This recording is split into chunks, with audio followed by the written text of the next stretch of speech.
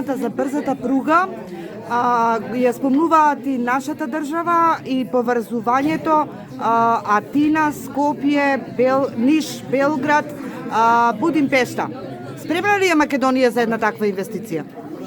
Веќе се организира состанок на кој што ќе учествуваат министрите за транспорт и врски, токму на земјите кои што ги кажавте, значи Унгарија, Србија, нашата држава Грција, со цел осовременување на коридорот 10 во делот на железничкото сообраќај.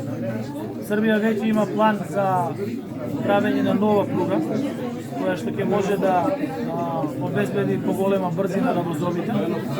Идејата и ние исто така да го продолжиме тоа реконструирање на нашата пруга.